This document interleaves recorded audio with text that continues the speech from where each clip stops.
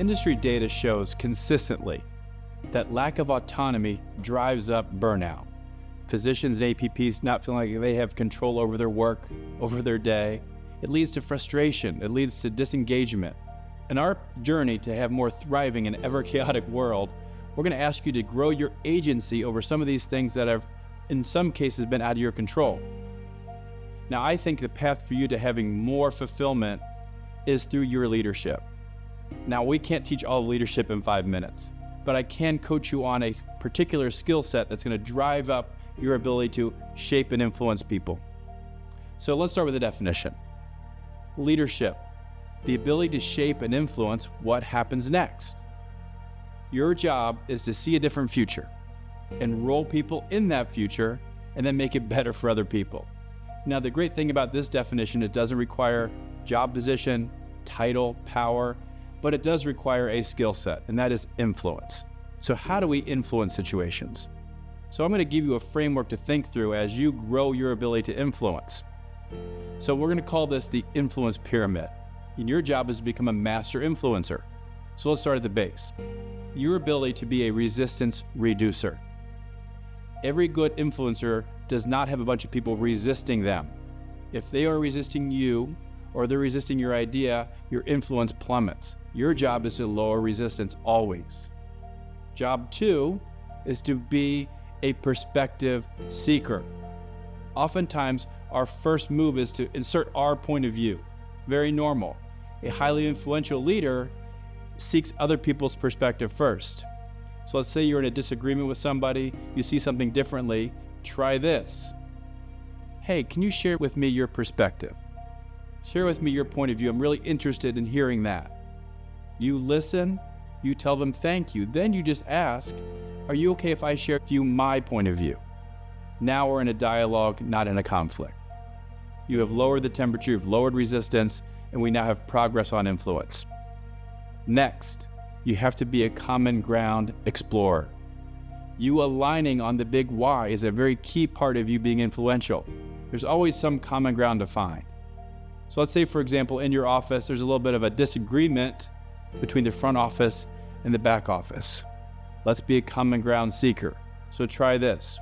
You bring people together and you say, hey, everybody, I know that we're all deeply committed to providing great patient care. And we're also committed to having a great work environment. So let's work on that. Are we agreed? Absolutely. We have now established a new common ground, a new place to start to build from. Important step.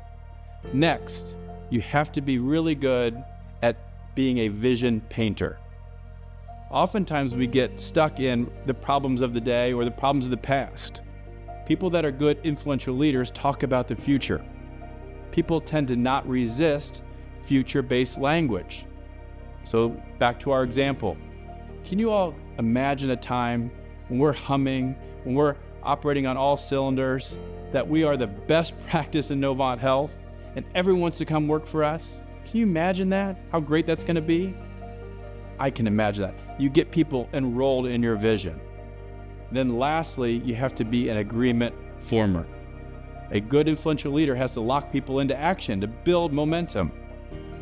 Okay, everyone, now that we know where we're going, my suggestion is we come back at our next meeting and everyone has 3 ideas around how we're going to get better. We all in for that? We're in for that. Now we have agreement, now we have momentum. You follow these steps on the pyramid, your influence will grow. Now remember, when I say influence, I'm not talking about a Jedi mind trick. I'm not talking about taking them where they don't want to go. Influence is making it better for you, making it better for relationships, making it better for everybody. It's a skill that's really important for you to become a master influential leader. So let's talk about how you activate that.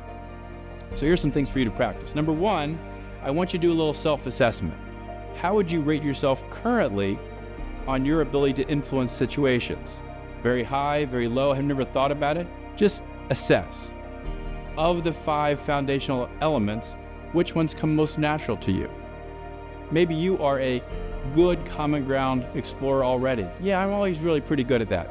Maybe you really never think about the future or talk about the future. You talk about today's problems. This gives you some idea on what to strengthen, what to work on. Lastly, let's go practice this. It does work. So here's an example. You're going to go home to your family this Friday. You're going to say, hey, everybody, I know it's been a busy week. I've been at work a lot. And I want to remind you that it fills my cup to be with you guys. And I have an idea. What if this weekend was our family's best weekend of the year? What if it was? Would you all like that? So you've now set a vision for the family for the weekend.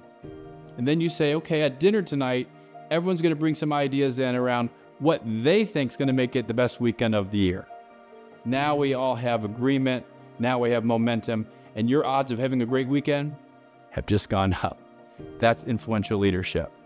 So go have a great weekend. Have a great day. And we'll see you next time.